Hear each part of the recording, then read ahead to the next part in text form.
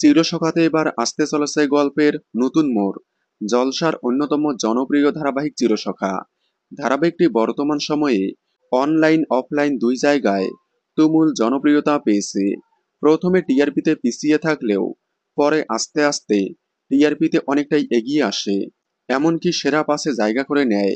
এদিকে অনলাইনেও টপ থ্রিতে এসে দাঁড়িয়েছে, এমনকি টপ টু পর্যন্ত উঠেছিল।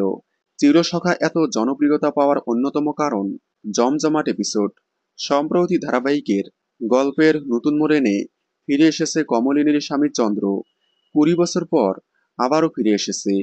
চন্দ্র ফিরে আসায় গল্প আরও জমে উঠেছে। এবার কি সিদ্ধান্ত নেবে কমলিনী? তবে সবার মনে একটাই প্রশ্ন, এই 20 বছর কোথায় ছিল চন্দ্র? অনেকের ধারণা এই 20 বছর হয়তো চন্দ্র অন্য কোথাও বিয়ে করেছে এবং সেখানে তার স্ত্রী সন্তান আছে।